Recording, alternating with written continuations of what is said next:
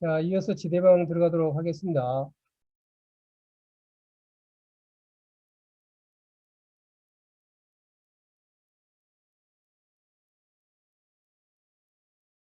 이 지대방은 이제 우리가 지대방이라 그러지만 이제 실질적으로 이제 편하게 여러분 들으시라는 의미에서 이제 전에 했던 것도 불러왔습니다. 전에 강의했던 걸로.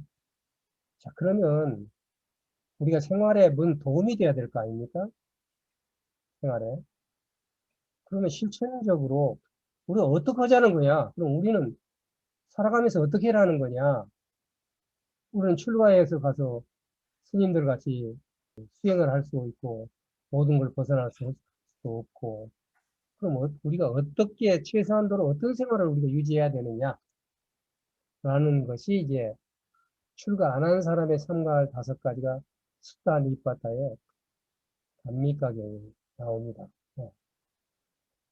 숫다가 한때 이게 전부 공부했던 겁니다. 다시 제가 여러분들에게 자, 한번 우리는 그럼 뭐 이 공부했으니까 어떤 데서 좀 달라질 것인가 하는 걸 조금 얘기를 해보자는 겁니다. 단미가가 신자 500명과 함께 세종이에 찾아왔습니다. 가르침을 받으려는 사람을 출가하는 것과 제가조로 있는 것 어느 쪽이 더 좋습니까? 그러니까 이때요. 이 붓다는 제자들만 볼 수 있는 것이 아니라 제자들만 볼 수 있는 게 아니라 누구나 가서 만날 수 있었어요. 참 이거 대단한 일이었어요. 그래서 나는 요즘 누가 법문을 한다든가 했을 때 누구나 가서 들을 수 있는가 하는 거 생각하고 특히 법당에서 사진 못 찍게 하는 거 있잖아요. 법당에서 사진 못 찍게 하고 뭐 우리나라뿐만이 아닙니다. 사진 못 찍게 하고 지금 전에 이번 공부해보면 붓다상이라는 건 1세기 이후에 생긴 거지 왜 붓다도 아니잖아요. 그러니까 상을 통해서라도 그놈을 찍어갖고 많은 사람이 그놈을 다시 한번 쳐다보고 불교를 얘기하면 좋잖아요. 그럼 왜 붓다 사진을 못 찍을까요? 그것은 바로 갑질입니다. 갑질. 붓다가 자기 겁니까? 절이 자기 겁니까? 왜 사진 못 찍게 해요? 그러니까 이제 그것은 갑질이라는 겁니다. 이게 그 판권을 너무 주장을 하는 일본이 요즘 이제 새로운 그 발명품이 안 나오고 점점 쓰러져 가는 이유가 너무 그 판권을 주장하기 때문에 거의 그 선진국 중에는 유일하게 일본에 가면 교토 같은데 박물관 사진 못 찍게 합니다. 책에 있는 사진 쓰라는 거죠. 사진을 찍으면 찍은 사람이 판권이 생깁니다. 붓다나 그런 그 박물관에 있는 것은 50년이 넘은 것은 판권이 없어요. 코피라이트가. 그걸 찍은 사람이 판권이 있는 거예요. 그러니까 못 찍게 하고 책 사가라는 거예요. 아주 후진국적인 거예요. 그 다음에 또 하나는 일본에서는 야후가 우리 네이버처럼 최고의 포털입니다. 일본 야후 포털에 가서 야후 포털에서 예를 들어서 금강경 집회 이런 거 치잖아요. 다 한국에 나와요. 왜냐하면 그 새로운 책을 누가 썼으면 거기에 또 누가 사진을 찍었으면 전부 코피라이트가 있어고 그놈 그거 쓰면 큰일 나요, 일본은. 우리는 너무 심해 아무렇게나 써서 문제지만 일본은 또 그게 그러기 때문에 근데 우리나라에 판권이 없는 것 갖다 세워놓는 거예요. 그와 마찬가지로 붓다가 임자가 누가 있습니까? 그나마 붓다 상이 진짜 붓다입니까? 근데 붓다 상을 통해서 우리가 신앙심을 갖고 하기 위해서 그런 거거든요. 근데 사진을 못 찍게. 경건하지 못하게. 그러니까 누가 그래요. 아, 그게 아니라 경건하게 기도를 하는데 기도가 방해가 돼서 그런다. 요즘 후라시 안 찍고도 잘 나오잖아요. 그 다음에 그래 기도하는데 왜 방해가 됩니까? 제가 한번 절에를 갔는데 내 앞에서 나도 절을 하고 있는데 앞에서 어떤 엉덩이 큰 여자분이 계속 절을 내 앞에서 엉덩이가 왔다 갔다 하는 거예요. 그러니까 그 엉덩이 때문에 내가 도대체 절이 안 되는 거예요. 수행이 안 되는 거예요. 근데 그때 많은 사람들이 그 앞에서 얼쩡거리는 사람 때문에 자기가 수행이 안 됐다고 생각을 해요. 근데 가만히 생각해 보니까 나는 부다한테다 저러고 있는 거냐? 부다를 내가 하는 거냐? 아니면 엉덩이에다 절했는가 보니까 내가 엉덩이에다 절으라고 있다. 부다를 생각하면서 하는 사람한테 보이든 안 보든 앞에 엉덩이가 있든 무슨 상관이 있어. 그러니까 자, 그거 사진을 찍으니까 수행에 반대된다는 얘기는 수행이 제대로 안 오고 있다는 거예요. 그런 중에서도 수행을 할 수가 있어야죠. 예. 그래서 어쨌든 간에 우리가 집에 있을 때 그러면 수행이 안 되느냐? 자, 밖에 나갔을 때 그럼 어떻게 해야 되냐? 물론 정말 산속에 들어가서 깊이 있게 모든 것을 벗어나서 해서 니르바나에 도착할 사람들은 그렇게 해야 돼요. 실제로 절을 운영한 사람들은 금생에 열반에 들기를 포기한 사람들입니다. 다 사판이라고 보면 돼요. 이판이 아니에요. 자기는 업을 닦아서 다음 생이라도 하겠다는 그런 사람들이니까. 그래서 출가와 재가자라고 했었을 때, 부타는 이렇게 해요. 자, 이제 집에 있는 사람이 지내야 할 생활에 대해서 말합니다. 빅구들에게만 주는, 출가자들한테 주는 가르침은 소유의 엉마인 사람들은 지킬 수 없다. 그래서 이제 5가지를 얘기를 했는데, 우리는 이제 아직 출가를 하지 않는 사람에게 이 부분에 대해서는 조금 생각해서 우리가 좀 노력을 하자 하는 데서 실질적인 그 논의를 하는 겁니다. 다 아는 거예요. 이건 기독교나 뭐나 다 상관이 없는 거예요. 산 것을 죽이거나 남을 시켜서 죽여서도 안 돼요.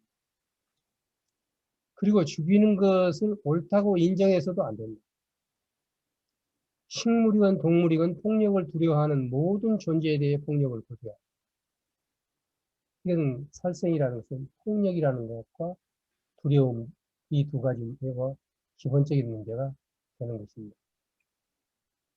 자, 이 부분에 대해서는 너무 우리가 쉬운 것 같지만 우리 실생활에서 하기는 굉장히 어려워요. 얼마나 어려운가 다음에 가서 예를 들어서 하나 보여드리겠습니다.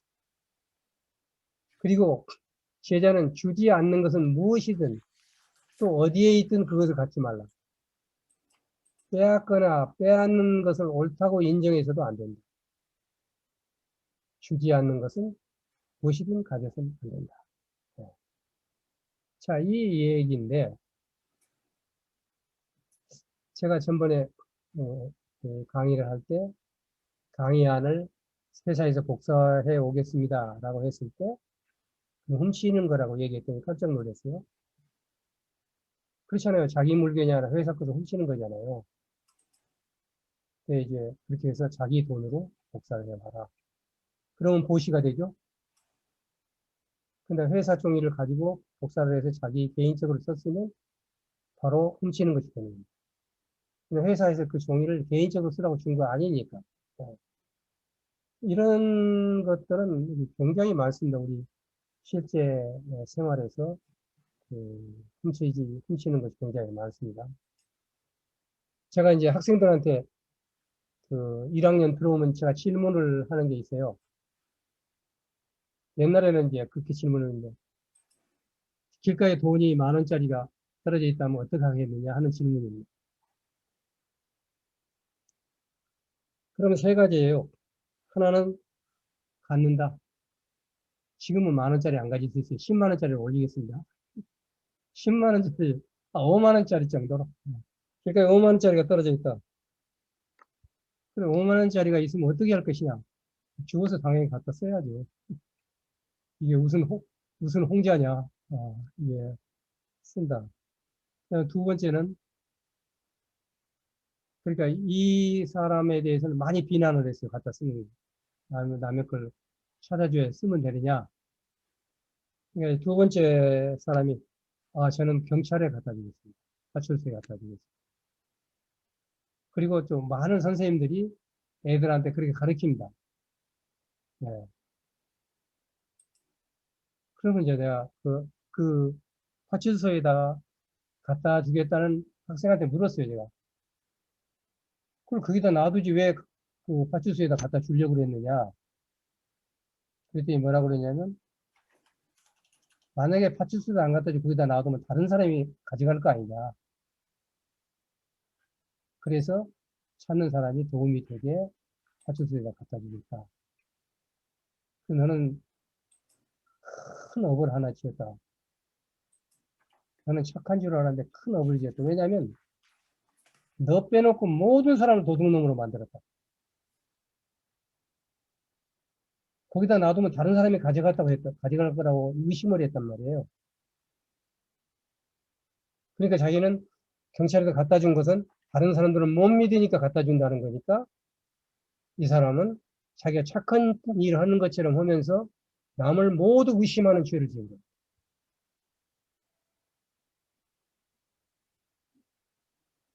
자, 그러니까 결국 답은 하나밖에 없습니다. 그 자리에 그냥 둔다. 그러면 사람들이 경찰에 갈 수도 있지만 5만 원짜리가 금방 빠졌으면 다시 돌아가 볼 수도 있죠. 그 자리에 있는 게 오히려 더 나을 수도 있단 말이에요. 근데 이제 거기서 착한 것이 착한 척 하는 것이었더라는 것입니다. 이런 생활을 우리는 많이 합니다. 그러니까 이 도덕과 진리의 차이입니다. 이것이. 네. 그러니까 착한 척 하면서 다른 사람을 전부 도둑으로 만들었다는 거예요. 다른 사람들이 놔둔 다 그냥 가져가서 지가 써. 근데 나는 안 그래. 그러니까 내가 경찰에 갖다 주는 거야. 이 마음보라는 게 가만히 보면 사실은 착한 게 아니라 남을 의심하는 것이었다 하는 것입니다. 세 번째, 양심적인 지식과 판단력이 있는 사람이라면 타오르는 불구덩이를 피하듯 순결하지 못한 일을 삼가라. 남녀관계를 얘기합니다. 만일 순결을 닦을 수 없더라도 남의 아내를 범해서는 안 됩니다. 이 부분은 고금 동서를 막론하고 얘기되는 그런 부분들입니다. 그 다음에 네 번째, 몸에 있든 많은 사람들 가운데 있든 누구도 남에게 거짓말을 해서는 안 됩니다. 거짓말을 하도록 시키거나 또 시키는 걸 상당히 중요하게 따졌어요. 그러니까 죽이는 것도 내가 하는 게 아니라 남한테 죽이도록 해서 내가 먹는 것, 이걸 똑같이 죄로 봤어요. 네. 우리 남새밥을 먹는 이유가 바로 그 점입니다. 내가 죽인 거 아니야? 그냥 사 먹었어.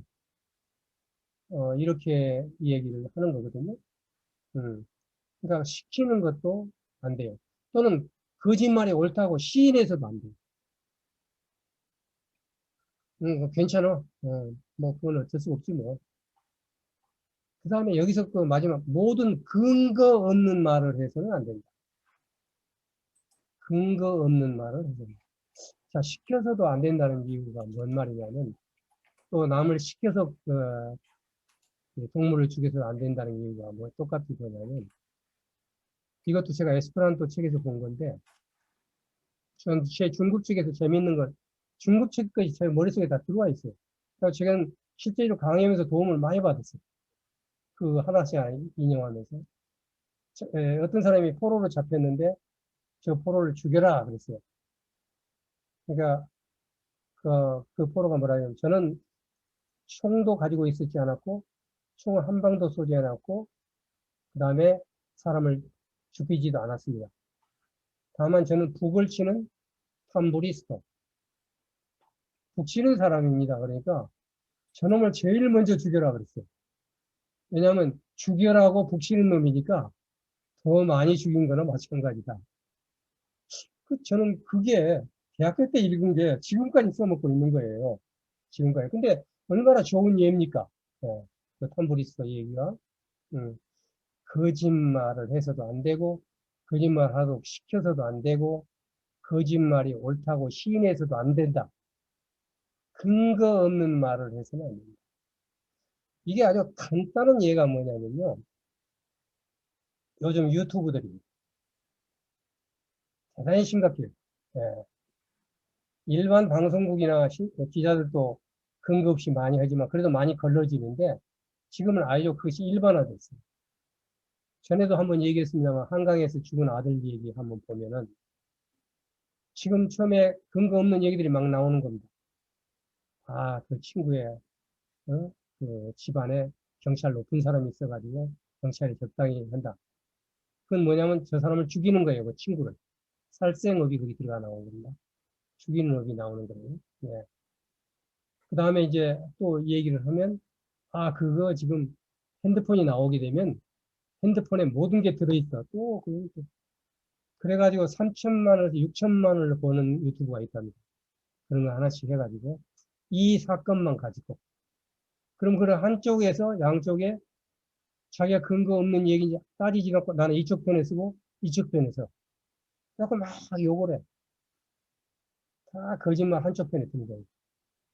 나중에는 핸드폰이 그것이 사실이 아니라는 게 밝혀졌어요. 그게 안 나와서 아무것도. 그러니까 그 핸드폰을 그거 왜 그 사람이 가지고 주워가지고 있었는지 또 의심하기 시작해. 자기하고 아무 상관없는 걸 가지고 두 패로 나눠가지고 자기가 이미 그놈이 나쁜 놈이고 친구가 범인이라고 얘기를 했기 때문에 그놈은 물리칠 수가 없으니까 편갈라서 지금까지 싸우고 있는. 제가 여러분들한테 처음부터 남의 업을 내 업으로 만들지 않으면 삶이 절반은 편하다고 했어요. 그런 사람들은 매일 화내고 있는 거예요. 저쪽 편이 왜, 저놈이 또 감추었어. 경찰이 또 이 짓이야. 이러고 화를 내고 있는 거예요. 예. 근데 그것이 진실인지 아닌지 모르는 거예요. 근거가 없는 거예요. 이렇게 살다가 어느 날 무덤 앞에 서 있는 자신을 발견하면 어쩌자는 것입니다. 예. 그래서 이게 지금 5가지가 아무것도 아닌 것 같지만 실생활에서 우리가 활용을 하기 시작합니다. 이건 업을 분석해서 봐야 돼요. 내가 지금 무슨 업을 짓고 있구나 하는 것을 이렇게 코가 쭉 튀어나온다면 아마 금방 거짓말 안 할 거예요. 피노키오 같이. 근데 표 안 나거든요. 표 안 나면서 그 짓거리를 하면 그놈이 다시 하드에 저장이 되고 나중에는 그런 것에 끌려다니는 것이 직업이 돼. 그래가지고 여기 가서 무슨 달고 저기 가서 또 SNS에 가서 뭐라고 달고 너는 나쁜 놈이라고 그러고 너는 무조건 반대편 옳고 그런 거 이제 없어요. 그런 거. 근거도 없어요. 무조건 나빠. 네. 그렇게 삶을 살아가도록 편리한 세상이 되어버렸어요. 그래서 죄를 많이 지을 수 있는 죄를 안 지고 얌전하고 편안하고 점잖고 고요하고 이렇게 살 수가 없는 세상이 되어버렸다는 거예요. 이럴 때일수록 굉장히 중요하다. 5가지 기회를 지키는 겁니다. 마지막에 술을 마셔도 안 된다. 이 가르침을 기뻐하는 제과자는 술 마시는 것을 끝내 미치게 하는 것임을 알고 마시게 해서도 안 되고 마시는 것이 옳다고 시인해서도 안 된다. 그러나 어리석은 사람들은 취해서 나쁜 짓을 하고 또 남들이 제멋대로 남봉을 부리고 함부로 놀게 하고 나쁜 짓을 하게 한다. 이 불행의 씨앗을 피하라. 사람을 미치게 하여 저 언덕으로 가는 것에 대해 어둡게 무명하는 것인데 어리석은 사람들은 이를 즐기는 것입니다. 이것은 잠언에도 나온다. 기독교 잠언에. 예. 술을 즐기는 자와 사귀지 말라고 그랬어요. 잠언 23장 20절에 보면 술을 즐겨하는 자들과 고기를 탐하는 자들과도 더불어 사귀지 말라. 자, 이런 것들은 우리가 그래서 이제 아까 어, 아들 문제도 아들 문제도 제가 말씀드렸죠. 그 원인을 정확히 파악해야 돼요. 왜냐하면 그 뒤는 모르지만 확실하게 파악할 수 있는 게 있어요. 근거가 확실한 게 있어요. 술을 새벽 2시, 3시까지 마셨다는 거예요. 그게 확실한 원인이에요. 예. 그런데 이제 아버지가 이렇게 SNS에 올렸어요. 내가 이번에 보니까 자식들은 죄를 지어도 숨겨져도 죄를 안 짓는다더라. 그런데 내가 보기에는 자식들도 자식이 죄를 지더라도 나쁜 건 나쁜 것이라고 해야 된다라고 생각한다라고 SNS에 올리면서 우리 마누라가 들으면 큰일 날 일이기 때문에 이것은 그런데 우리나라 마누라는 내 것 SNS를 안 본다. 근데 그게 신문에 다 났어요? 그럼 마누라가 신문도 안 볼까요? 그러니까, 그러면 자기 아들한테 술을 먹은 것은 나쁜 것이라고 분명히 했을까요? 자기 아들이기 때문에 2시까지 술 먹고, 그다음에 거기서 문제가 일어나서 죽고, 수많은 사람이 죄를 짓는 것도 자기 아들이기 때문에 그냥 봐준 거 아니에요. 단 한 번도 우리 아들이 술 먹었기 때문에 그 모든 분에 죄송하고, 여기 때문에 문제가 생겼고, 이 생각을 안 해요. 자기는 아들을 사랑하는 사람이고, 이렇게 생각하고 해서, 그것에 의해서 엄청난 업을 짓고 있습니다. 사람들에게. 그런 자기가 아까 돈을 집어다 경찰에 갖다 준 것처럼 경인이 뭐니 얘기하면서 수많은 사람들을 거짓말을 하고 그걸로 돈 벌고 그걸로 업을 짓도록 모으고 그 문제를 일으키고 그렇게 하고 있다는 거예요. 예. 죽는 것은 여러 가지가 있어요. 제가 여기 있죠. 고양이처럼 자기가 죽는 데를 찾아가서 누구도 모르게 조용히 죽어가는 사람이 있는데 사람들만 죽음을 가지고 써먹고 있어요. 사람들만. 예. 자기의 부모들이나 삼촌이나 손주의 무덤에는 가지도 않는 사람들이 정치적인 문제에 돼가지고 무슨 조문을 가고 난리가 납니다. 자기 사촌이나 팔촌이나 이런데 조문도 안 간 사람이 자기 아무 상관도 없는 사람 조문을 갑니다. 정치적인 이득 때문에. 최근에 무슨 카톡방에 하나 우리 후배들이 만들어서 가서 보니까 저는 부모가 돌아가시거나 형제 자매가 집계가 좋은 일이 있을 때 부고를 하거나 알리는 건 참 좋다고 생각해요. 장모가 돌아가셨다 그러는데 뭐 해가지고 상가 명복을 빈다 그러고 난리예요. 난 그거 물론 그거 좋아요. 그냥 그렇게 살아가니까. 그런데 그건 정해야 된다고 생각해요. 예. 그러니까 진심으로 정말 누구의 그 사람의 마누라의 만수라의 어머니가 돌아가신 걸 우리가 정말 삶과 명복을 빌고 그걸 정말 애도합니까? 예. 근데 이런 조금 더 삶을 돌아보고, 그리고 진실로 애도를 할 때 가서 애도를 할 수 있도록, 좀 그런 삶이 될 필요가 있다. 저는 그런 생각을 했습니다. 자, 그래서, 에, 이, 이 술을 마시지 말라는 것은, 마시게 해도 안 됩니다. 경전에 이런 데 나와요. 술을 한 번 권하고, 그 권한 손이 500생 동안 손이 없는 외파리 삶을 살 것이다. 무시무시한 공갈입니다. 경전에. 예. 술 권을 생각이 납니까? 나 누가 그래요? 물론 나는 이제 일생 동안 제가 내 자의로 술을 마신 적이 없어요. 그래서 전에 말씀드렸죠? 군대에서 회식 때 술을 안 마셔가지고 맞아가지고 턱이 빠졌어요. 서울대학 병원에 와서 사진 찍어갖고 2달간 이 턱이 빠졌는데 그 병명도 지금 기억을 해요. 하악팔구 아래쪽 악우통이 팔구 이불에서 벗어났다.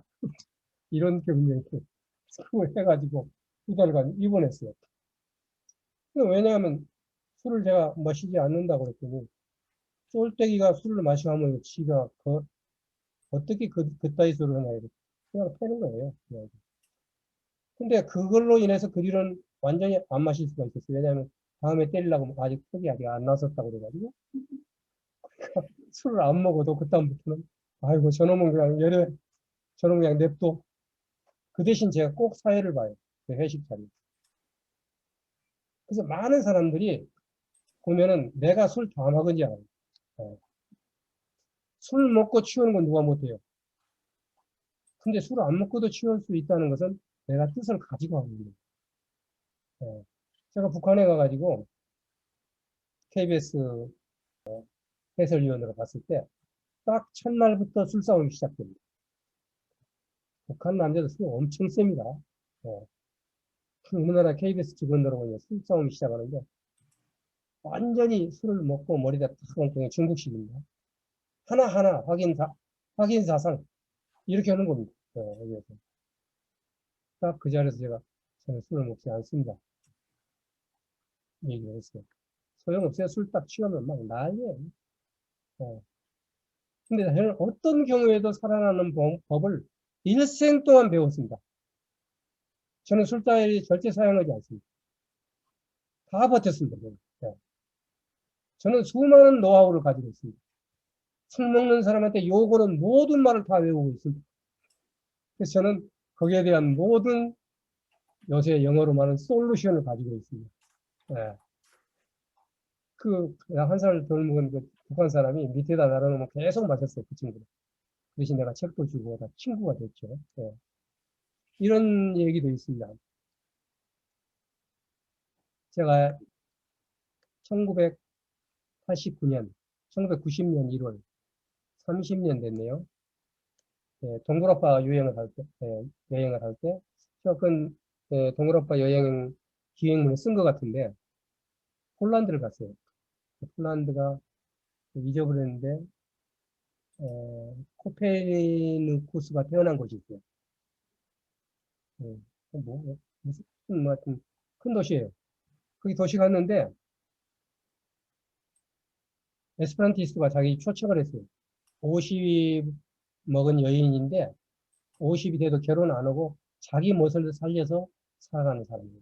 에스페란티스트 한 100명이 딱 모였는데, 전기불 켜고, 전기불 끄고, 그 다음에 이제 촛불을 탁 켜고, 그 다음에 포도주를 한 잔씩 넣는 겁니다.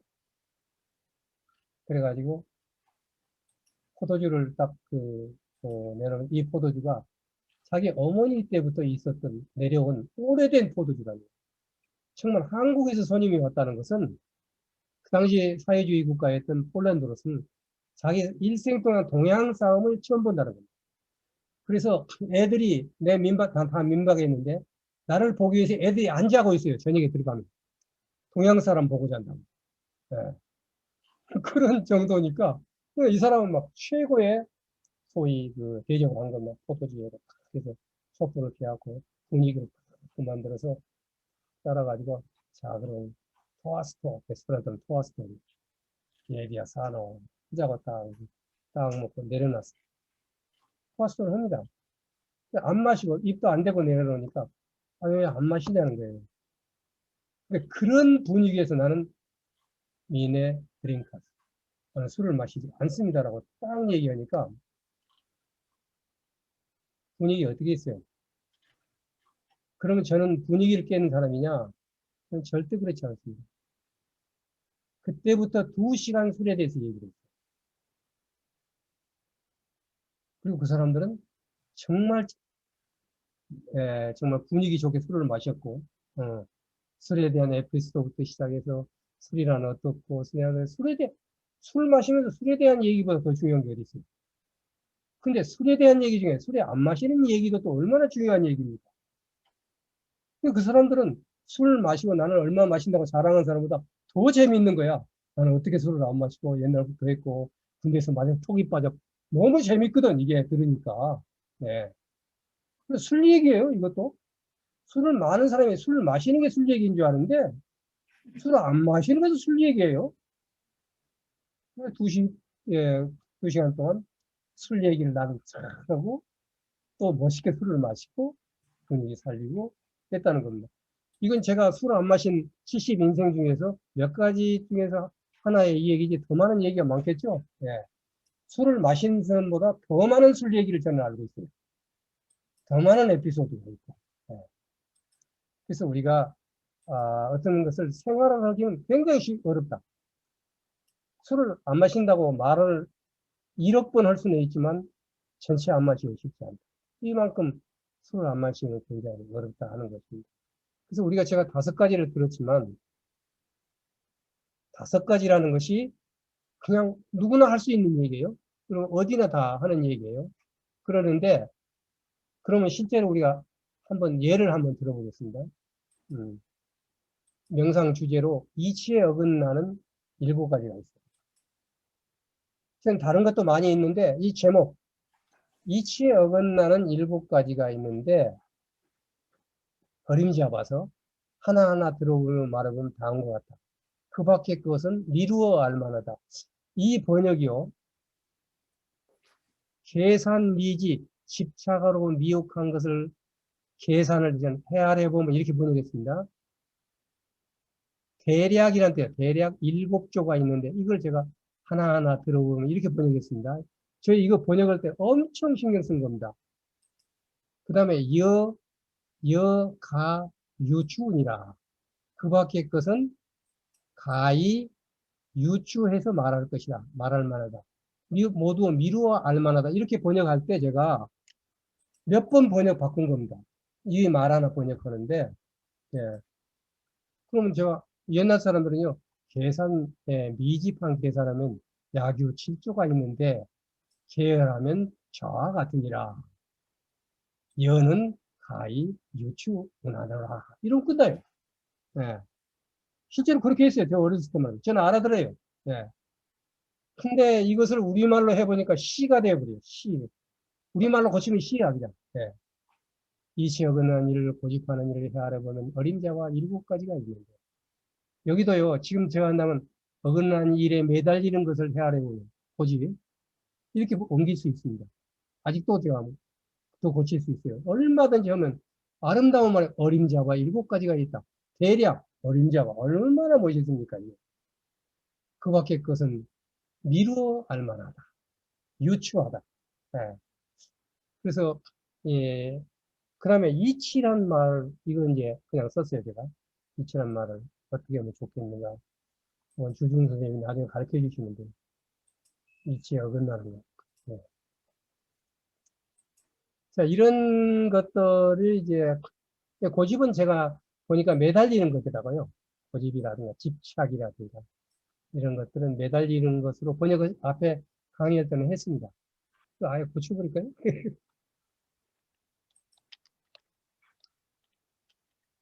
예, 매달리는 것을 보면 어림잡아 7가지가 하나하나 들어서 말해보면 예를 든단 말입니다. 하나하나 들어서 보기를 들면 그 밖의 것은 모두 미루어서 할 것이다. 태어난 날 산 것을 죽여서는 안 된다. 옛날 제가 장례식 때 했던 건데 다시 한번 보도록 하겠습니다. 우선 여러분들이 이치에 맞는가 아닌가 여기다 중점을 두고 보세요. 예, 예, 이치에. 구슬프다 부모님이요. 나를 낳느라 얼마나 힘들게 애쓰셨는가요? 라는 말이 있듯이 내 몸이 처음 태어난 날은 바로 우리 부모님이 죽을 뻔한 날이다. 그러므로 이날이야말로 반드시 산 것을 죽이지 않는 계를 바로 지켜야 된다. 자, 우리가 생각해 보면 지금은 안 그러는데 애를 낳다 죽은 사람이 많았어요, 옛날에는. 지금은 병원에 가서 나와서 그렇지만 지금은 병원에 놔도요. 지금도 애를 낳는 건 산통이라는 건 얼마나 힘든지 모릅니다, 사실은. 남자들 아까같이 뭐 저도 몰라요. 실제로 그 산고를 겪어본 사람은 9달 그거라든가 이게 엄청 진짜 생사를 걸고 애를 낳습니다. 그래서 우리 아버님도 그러니까 저로 큰어머니가 애 낳다 돌아가시고 내 주변에는요 수없이 많아요. 애 낳다 돌아가신 분이.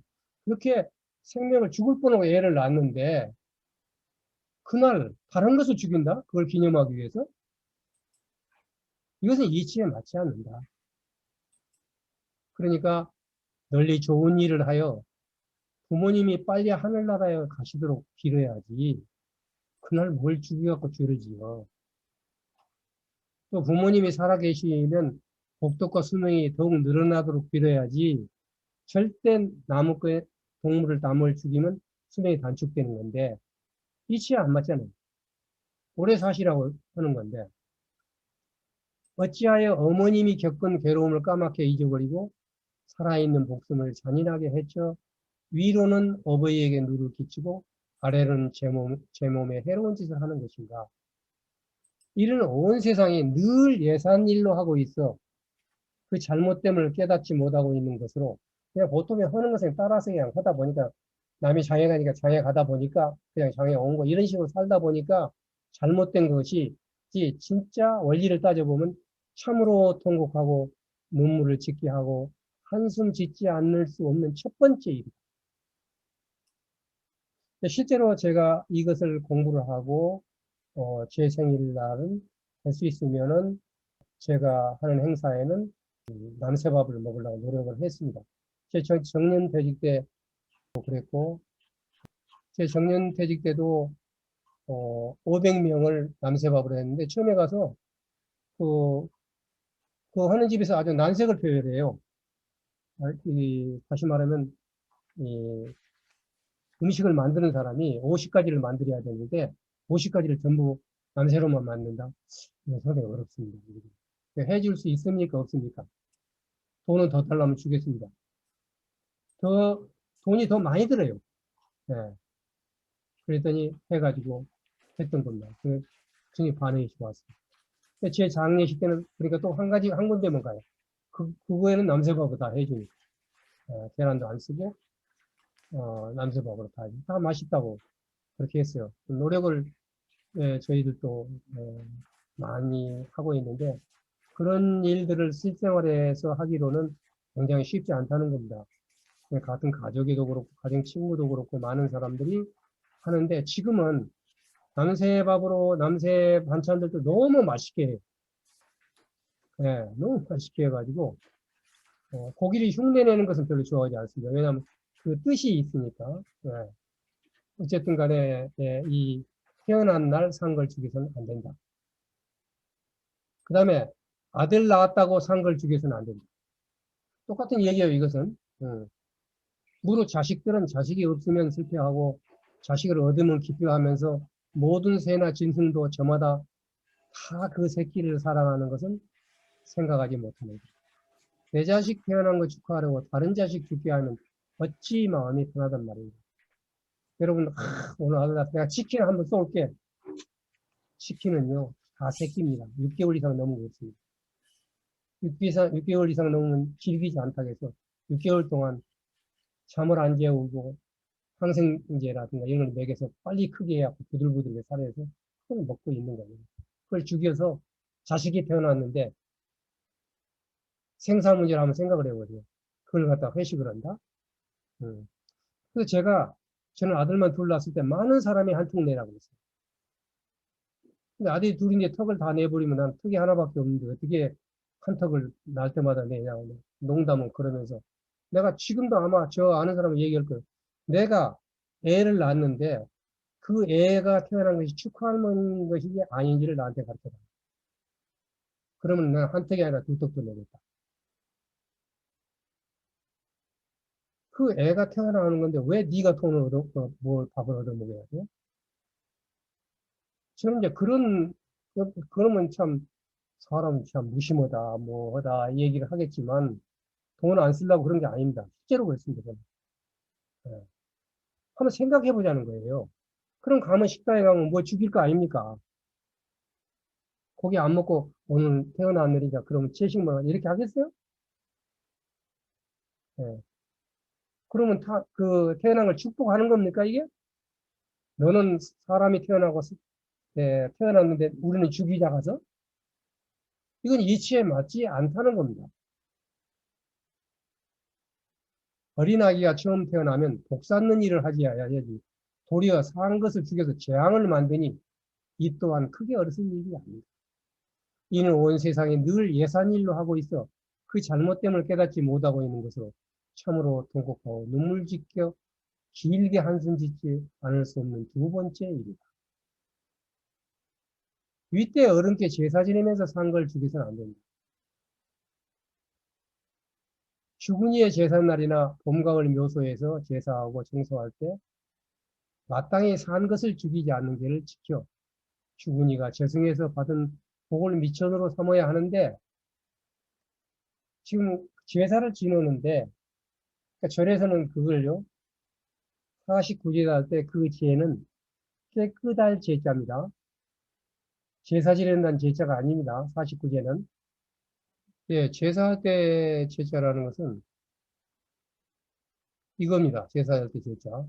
이건 재개할 제자입니다. 우리가 재개하고 인사를 드린다 그 말이고 이건 제사를 지내는 겁니다. 다른 글자입니다. 그래서 49제 열단은 깨끗하게 한다는 겁니다. 예.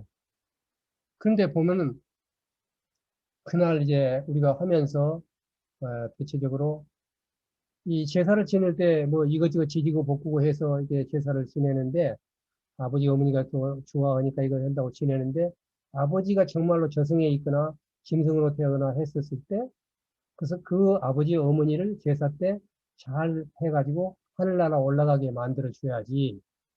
근데 이렇게 살생을 하면 올라갈 수 있겠어요? 못한다 이거예요.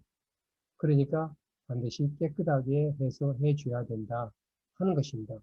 그리고 실제로 우리는 고려시대까지는 고기를 올리지 않았습니다. 유교가 들어오면서 조선시대에 들어와서 고기를 올렸습니다. 그래서 여러분들이 추석이라든가 이런 것을 차례 지낸다고 얘기를 합니다. 차례는 달해라고 그럽니다.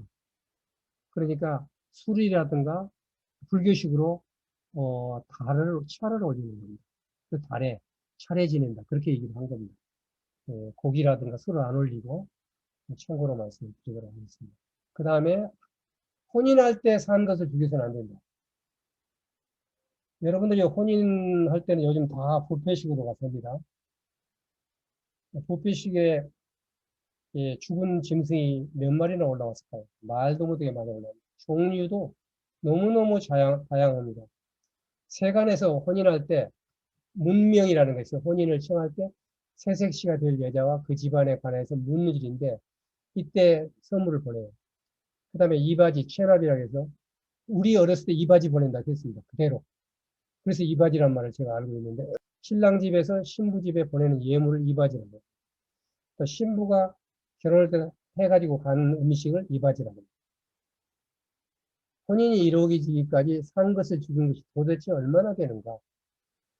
혼사라는 것은 사람을 태어나게 하는 시작인데 태어남 시작부터 산 것을 죽인다는 것은 벌써 삶의 이치를 거스르는 짓이고 또 혼례란 경사스러운 이식인데 복되고 길한 날 다른 생명을 죽이는 모질고 굳은 일을 하니 어찌 비참하고 끔찍한 일이 아닌가.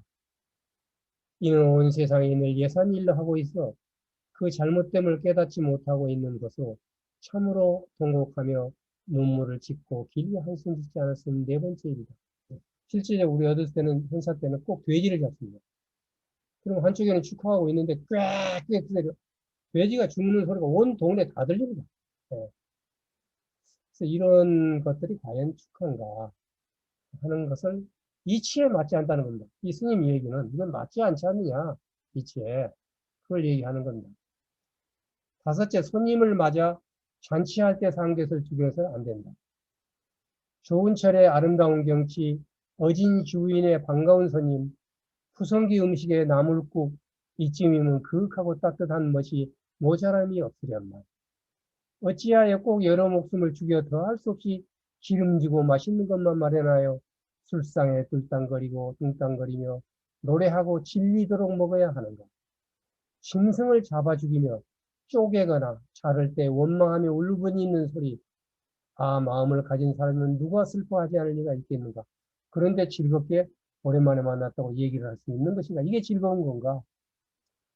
한쪽에서는 피 터져서 죽어가는데 즐거운 것인가. 예. 그래서 저는 누구든지 사람을 만나면 무조건 한 군데밖에 안 갔습니다. 그게 건강밥상이라는 곳이었습니다. 막 와보신 분들이 있을 거예요. 외국 갔다가 왔을 때도 그 건강밥상에서 먹었어요. 거기는 죽이지 않고 소위 남새밥으로 다 해줬기 때문에 됐는데 아쉽게도 거기 다 그만뒀어요. 왜냐 안 되는 거예요. 고기를 안 하면. 예, 안 되는 거예요. 그래서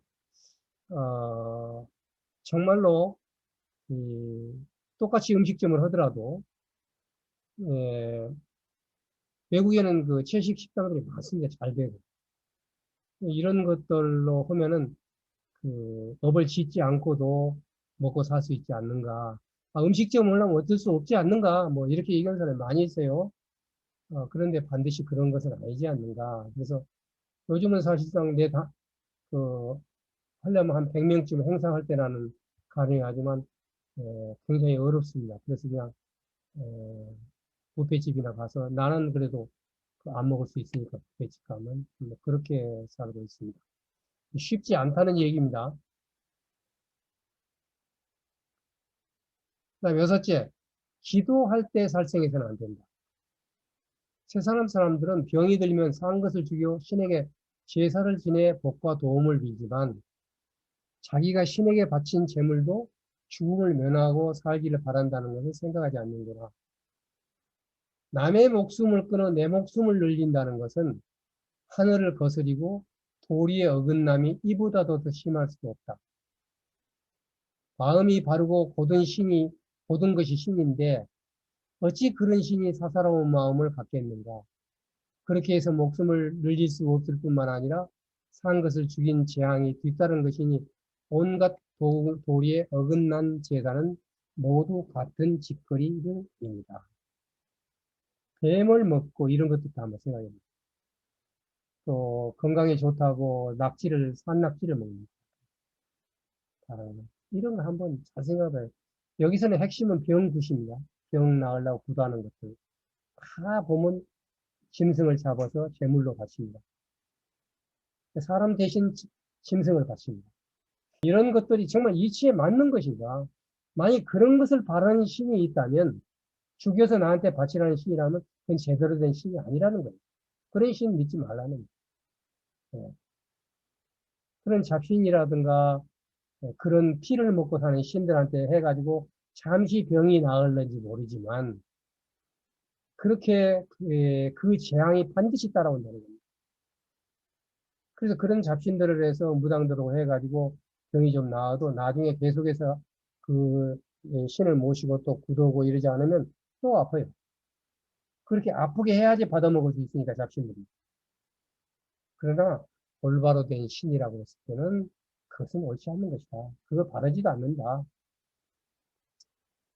이는 온 세상이 예산일로 하고 있어 그 잘못됨을 깨닫지 못하고 있는 것으로 참으로 통곡하고 눈물 짓게 길게 짓게 한숨 짓지 않을 수 없는 여섯 번째 일이다.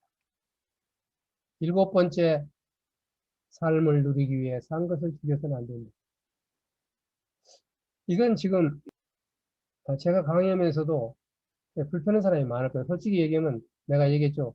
제 아는 사람 하나도 제가 강의할 때 반드시 술을 마시지 말라고 강의하기 때문에 강의를 안 듣는 사람이 있어요. 근데 자기는 불교를 무지 사랑한다고 생각해요. 네, 그렇게 얘기를 한다. 왜냐면 실천의 문제예요. 실천의 문제인데, 그 다음에 이제 직업입니다. 모든 직업은요, 특히 옛날처럼 식당이 정말 풀 가지고 하는 게 아니라 고기를 안 하면 안 되니까. 세상 사람이 입을 것과 먹을 것을 얻기 위해, 그냥 살기 위해서 직업을 말해요. 사냥하거나 물고기를 잡거나 소양, 돼지 같은 짐승을 죽여 생계를 꾸려가지만 내가 보기에는 이런 것을 직업을 삼지 않아도 얼마든지 옷 입고 밥 먹고 살 수 있으며 결코 헐벗고 굶주려 죽지 않는다. 산 것을 죽이는 것으로 삶을 누리어 가면 죽은 귀신이 되갚아 죽일 것이고 사는 것을 죽여 세력과 살림이 늘어난 이는 백에 한 사람도 없으며 지옥에 태어나 깊은 씨를 심어 오는 세상에 태어나 받을 안갚음이 이보다 더함이 없으니 어찌 괴로움을 받으면서 달리 살아갈 길을 찾지 않나. 이 눈은 도살장에 가는 소를 직접 찍은 그 에서에서 올린 겁니다. 도살장 가는 소도 이렇게 눈물 흘립니다. 예. 그리고 도살장에서 죽는 순간 그 원한이 모든 세포에 들어가는데 우리는 그 고기를 먹고 맛이 없고 고기가 소고기 없는 것은 돼지고기보다 소고기가 더 맛있다고 평가를 하고 또 그 고기가 없는 것은 반찬이 없다고 그러고 정말 이런 것이 정말 이치에 맞느냐 하는 거예요. 그러니까 이 스님의 얘기를 내가 이렇게 이건 다 알려진 사실이에요. 불교에서는 뭐 고기 안 먹고 뭐 한다 이 얘기를 하는데 이치에 알려져 있는 건데 그런데 이렇게 이치에 맞도록 이렇게 얘기를 하는 것 보고 일곱 가지를 저는 이것을 보면요 굉장히 어려운 문장들을 정말 우리가 알도록 수없이 뽑아번역하고 또 번역을 했어요. 왜냐하면 모든 분들에게 좀 읽을 때 쉽게 좀 해야 되겠다라고 해서 제가 번역을 하고 있는 것입니다. 그래서 실생활에서 실제로 아까 말했듯이 5가지 계를 지킨다는 것이 얼마나 어렵고 또 지켜야 된다는 것은 하려고만 마음먹은다 그러면 얼마든지 할 수 있다. 그리고 적어도 제가 강의를 듣는 사람들에게는 제가 한마디 하면 제가 살생형이라서 이걸 안 하겠다. 그러면 다 이해를 하실 거예요. 그러잖아요. 근데 그렇지 않는 사람들한테 이 얘기를 했을 때, 아, 이거 지금 뭘 한다고, 무슨 쌩 한다고, 이런 식으로 이 얘기를 할 거 아닙니까? 그러나 강의를 들음으로 해서 남을 이해하지, 할 수 있는, 적어도 이런 부분에 대해서. 또 가능한 한 자기가, 하고 어떤 사람은 일주일에 한 번만은 고기를 안 먹는다. 일주일에 2번 한다. 근데 건강에 좋은 거예요, 이거. 건강에 좋아. 그 다음에 소가 방귀를 끈 것이 자동차에서 나온 탄소량보다 더 많답니다. 여러분 이해하시겠습니까? 그 다음에 소를 기르기 위해서 맥도날드에서 그 비어낸 나무가 거기다가 그 콩을 심어가지고 소를 길러야 되니까 그 콩의 1kg을 얻기 위해서는 3배에서 5배의 콩을 먹여야 된답니다. 그러면 그 콩을 짓기 위해서 아마존을 갖다 뼈를 만들고 있는 겁니다. 지구의 허파를. 그래서 지금 맥도날드에서 소위 채식으로 만든 맥도날드가 나왔어요. 미국에. 굉장히 인기랍니다. 줄 서서 먹는데 뭐 모자라다고 뭐 그럴 정도랍니다. 그래서 우리가 그것이 옳지 않다는데 옳게 살아보려고 마음먹으면 옳게 살 수가 있어요. 근데 저는 계속 이 소 눈이 이게 강의하면서 소 눈이 보여가지고 소 눈뿐이 아니라 그 불구스름한 눈탱이까지 다 보여가지고 자꾸 소고기 생각을 하게 되는데 그러니까 실생활에서 원칙을 정한다거나 또는 실생활에서 할 수 있으면 줄인다거나 이런 생활에 도움이 좀 됐으면 좋겠어요. 제가 이번 강의가. 제가 지금 여기다 한번 계산을 해봤습니다. 명상을 하기 위한, 명상이라는 것은 명상을 하기 위한 것이 아니라 명상을 통해서 얻은 지혜를 실천하는 것입니다. 그래서 이거 한번 실천을 해보려고 2008년부터 지금까지 13년 동안 그 전에 저도 똑같이 먹었어요. 먹었지만 술은 안 먹었지만 고기는 먹었습니다만은 물론 회가 저는 좋아하지 않고 낙지, 상어 처럼 먹을 수가 없습니다. 그때 이상하게 먹기 실천했는데 가능한 한 제가 정년퇴임 때나 장례식 때나 늘렸어요. 제가 나도 모르는 사이에 쳤는데 그저께 만들면서 155명 늘렸어요. 이게 뭐냐면 착한 척 하려고 그런 겁니다. 이제 공약을 했습니다. 제가.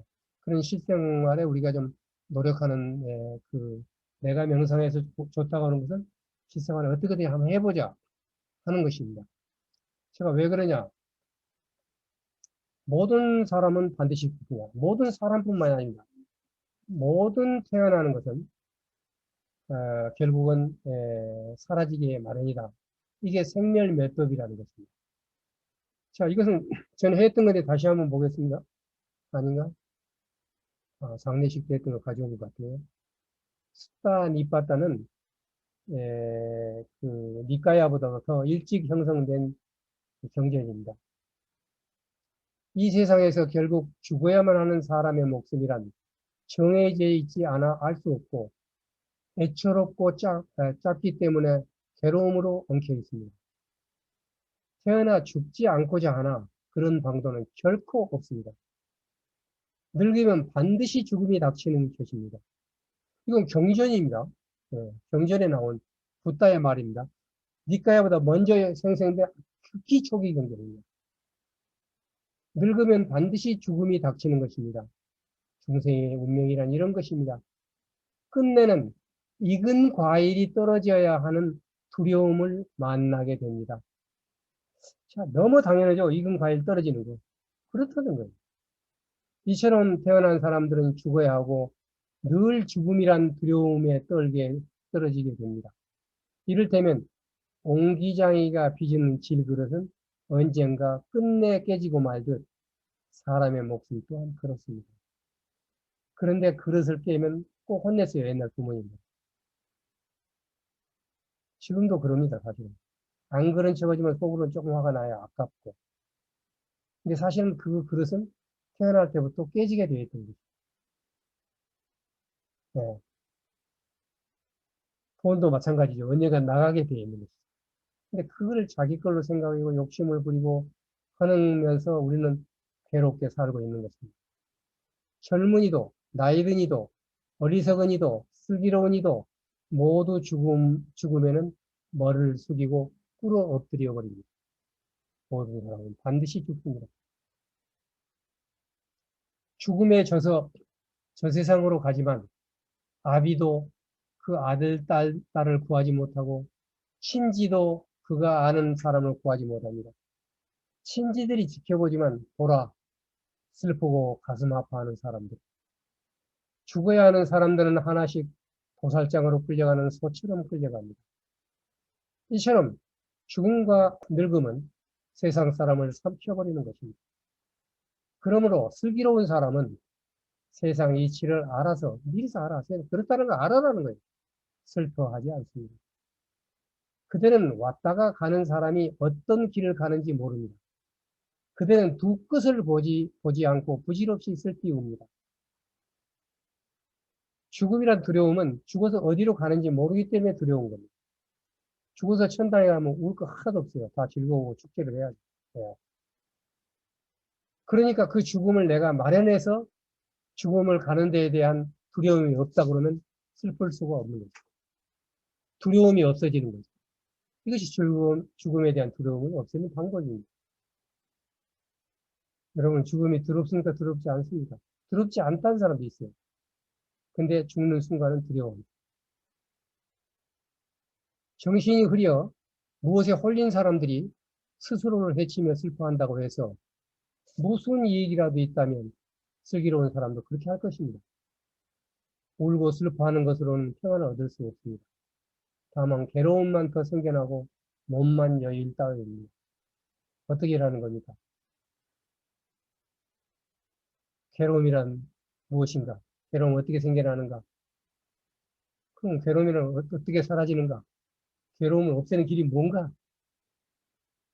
이걸 공부해라는 거예요. 예. 죽음이 뭔지를 알아라는 거예요. 예.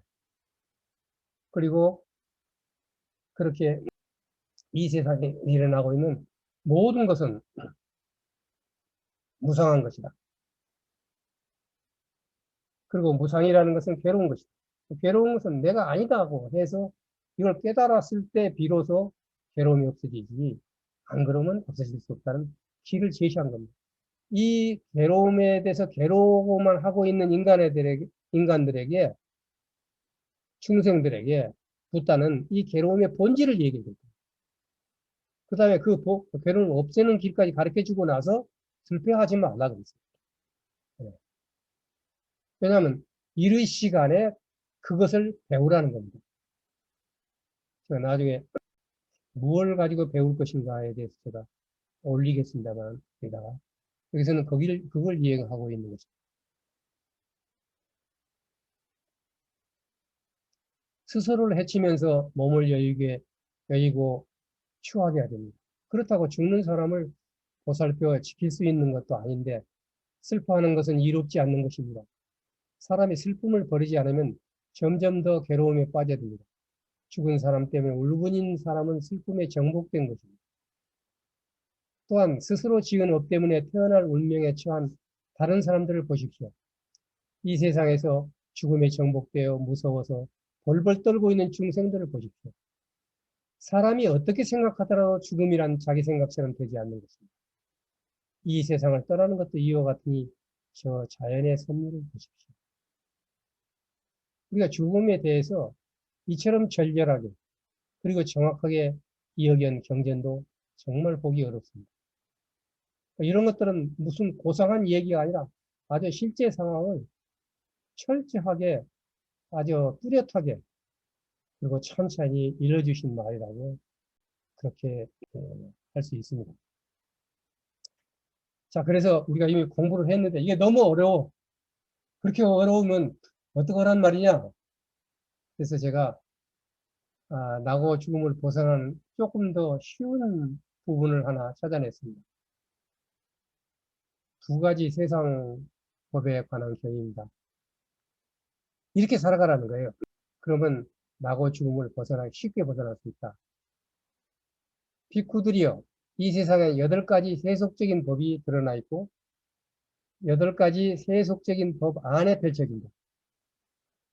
이 8가지는 무엇인가? 이익과 불이익, 명예와 불명예, 칭찬과 비난, 행복과 불행. 이것에 대해서 어떻게 대해야지 편안하게 죽을 수 있는가를, 건강한 삶을 살 수 있는가. 지금 이 강의의 제목이 건강한 삶과 편안한 죽음이에요. 제가 이 죽음에 대해서는 세종께서 편안한 죽음을 얘기를 한 겁니다. 죽음이라는 게 남이 슬플 필요도 없고 본인은 죽음을 준비를 해라는 게 편안한 죽음이고, 이게 건강한 삶이에요. 우리가 어떻게 건강하게 살아라는 거냐? 건강한 삶. 예. 그런데 우리가 살아감에 있어서 우리가 추구하는 것은 여러 가지가 있겠지만 딱 4가지 쌍, 8가지다. 이익과 불이익, 명예와 불명예, 칭찬과 비난, 행복과 불행인데, 이렇게 생각하라. 이익이 생겨나면 이런 이익이 나에게 생겨났는데 그것은 더덥고 괴롭고 이미 다 배운 겁니다. 무상고 바뀌어 달라지는 것이다. 라고 있는 그대로 뚜렷하게 안다. 업을 분석하는 것. 아, 이 무상하고 고단한 것이다. 아까 했던 것 다시 우선 이걸 알아야 돼요. 그리고 그것이 내가 아니라고 띄워버리면 되는 거죠. 근데 모르고 거기서 그 속에서 울부짖고 기뻐하고 막 하다가 어느 날 무덤 앞에 서 있는 자신을 발견하게 됩니다. 그 다음에 불이익이 생겨나면 이런 불이익이 나에게 생겨났는데 그것은 나에게 괴롭고 바뀌어 달라지는 것이다. 라고 있는 것을 그대로 뚜렷하게 한다. 이게 여러분에게 보였던 염법입니다. 사념처법. 예, 몸에서 일어나는 것을 보고 느낌을 보고 대개 이런 것을 보면은 수념처법을 얘기하는 겁니다. 수념법. 그 다음에 심념법. 색수심법이었죠. 전번에 염첩 우리가 명상하는 방법자 말씀할 때 처음에 눈으로 보는 것, 색, 그 다음에 느끼는 것, 수, 그 다음에 마음에서 일어나는 것, 심, 그리고 이제 거기에 붓다의 것을 염한다. 염하라는 겁니다. 그럼 꿰뚫어 보는 걸 말합니다. 예, 관하는 것을 말합니다. 이익이 생겨서 그러면 좋아서 막 난리에 치지 말고, 아, 이것은 나에게 이런 이익이 생겼는데, 이게 언제 나갈 수도 있다. 덧없는 거야. 덧없는 건 괴로운 거야. 이렇게 또렷하게 알아가는 거예요. 불이익이 생겨도 그렇게 알아가는 거예요. 예. 명예가 생겨나면, 아, 저 사람이 명예를 차지했으니까 좋겠다 하지 말고, 저건 무상한 거야. 그다음에 무상한 건 괴로운 거야. 바뀌어 달라지는 거야. 예. 그러니까 국회의원이 당선되면 반드시 4년 뒤에는 그만둔다는 걸 생각하라는 당선이 되면 언젠가는 다음 당수가 들어온다는 걸 알아요. 이건 굉장히 쉬운 것 같지만 실생활에 이것을 갖다 꿰뚫어 본다는 것은, 관한다는 것은, 뚜렷하게 안다는 것은 그렇게 쉽지 않습니다. 예. 불명예가 생겨나면 고소를 당했어. 그것은 더덥고 괴롭고 바뀌어 달라지는 것이다. 이 바뀌는 것, 내일 제가요, 다음 주에 과학을 얘기해서 바뀌는 것에 대해서 제가 얘기합니다. 모든 것은 0.00001초 안에 다 바뀌는 거예요. 우리가 그걸 안 보이는 걸 뿐이지. 영화 필름이 24장 보면 각각 다르죠? 근데 걸어가는 것처럼 보이는데 다 다르다는 거예요. 이 영화 필름 하나처럼 우리가 알고 보면 그 변화라는 거, 우리가 1초라는 게 어마어마한 변화가 있다는 걸 뚜렷하게 알아라는 겁니다. 모든 일어나는 거. 칭찬이나 또는 비난을 받았을 때도 나 칭찬 받는 거 계속되는 거 아니야? 비난을 받았을 때 이 비난은 계속되는 거 아니야? 하고 계속해서 그 부분에 대해서 꿰뚫어보고, 아, 이건 괴로운 거야. 괴로운 건 내가 아니라고 해서 아까 말했던 그걸 갖다 들어보고, 삼법인을. 이게 삼법인이에요, 결국은요. 뚜렷하게 알아야지만 그것이 더덥다는 걸 뚜렷하게 알고 괴롭다는 걸 뚜렷하게 뚜렷하게 알아야지만 3법인을 이해하면서 마지막 법인인 그것은 내가 아니야. 변화하는 그 순간의 인연에 의해서 생긴 나지 그게 나 자신이 아니야 라고 아는 것이 이 나하고 죽음을 벗어나는 길입니다. 그 다음에 행복과 불행도 마찬가지입니다. 어떤 행복이 생겼을 때 너무 좋아하지 말라. 이것은 불교에 했을 때 많은 사람들이 이 얘기했어요. 아, 그 행복이라는 건 대충 즐거우고 기뻐하면 되는 것이지 그걸 왜 못하게 하느냐. 음악을 듣지 수도는 분들한테 음악을 못 듣게 하는 것도 다 이런 얘기예요. 왜냐하면 그건 더덥고 괴롭고 바뀌어지기 때문에 달라져요. 다른 걸로. 그래서 행복이 불행으로 즐거움이 괴로움으로 됐었을 때 큰 괴로움이 되는 것도 4대 괴로움 중에 하나입니다. 불행이 생기면 그것도 덧없는 거야. 계속 불행하는 거 아니에요. 괴롭고 바뀌어 달라지는 거야.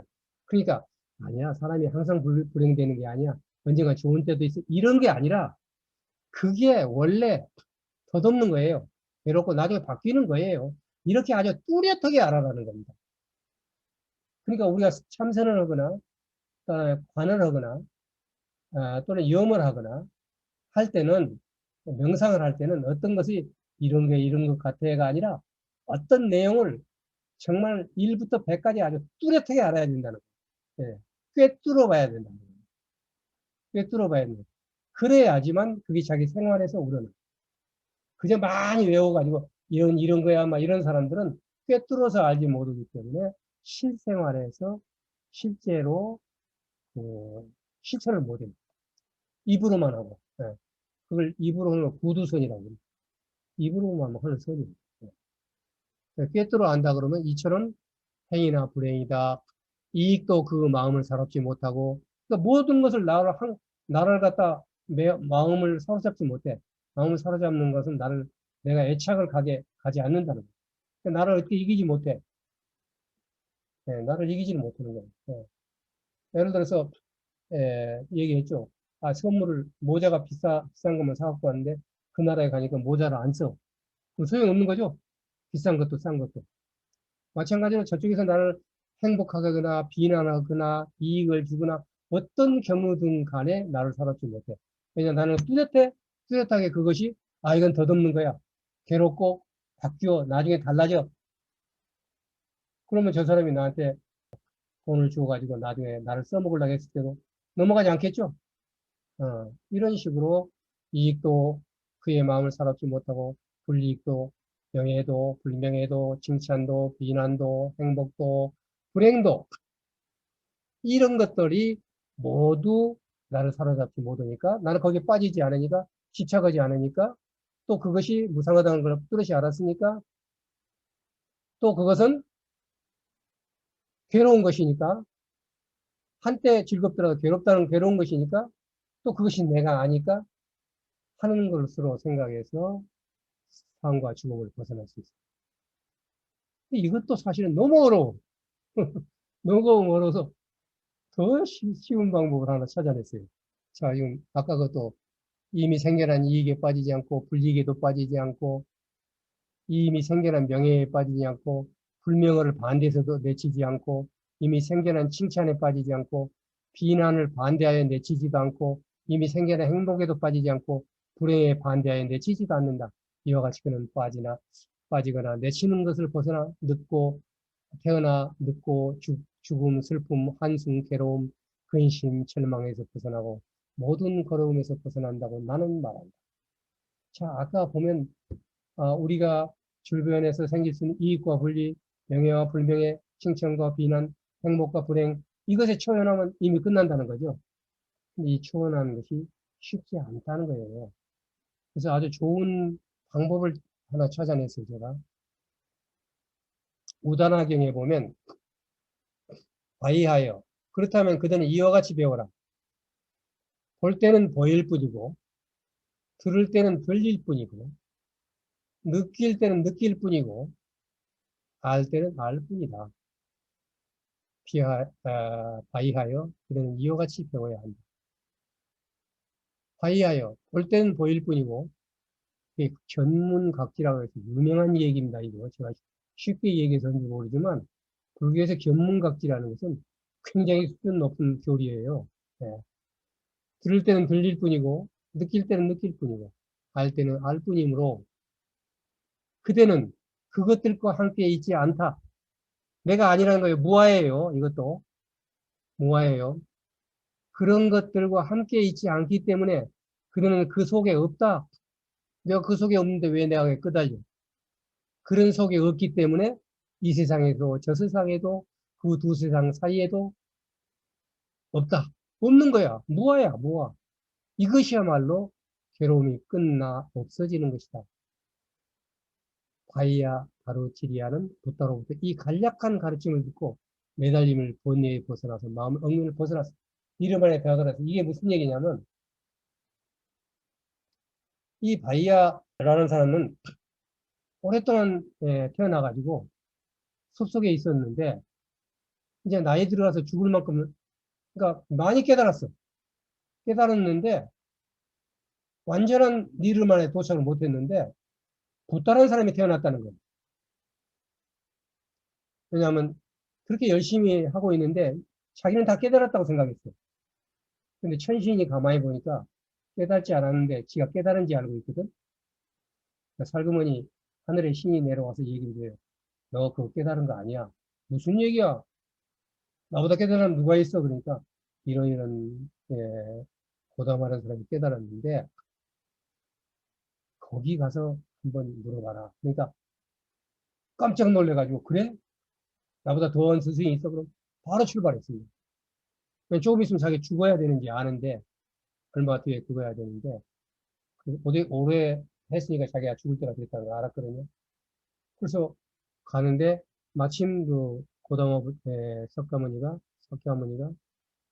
밥을 얻으러 나오고 있었어요. 그래가지고 성 안으로 들어가려고 할 때 길가에서 만난 거예요. 자기 시간이 없으니까 아, 부타요. 지금 배움을 가르침을 받는데 한마디 해주십시오. 그래서 지금은 가르칠 때가 아니다. 때가 아니잖아요. 지금 바보도 모르고 하는데. 근데 두 번째 또 계속 쫓아가면서 저에게 마지막 한마디 가르쳐 주십시오. 저는 꼭 배우고 싶습니다.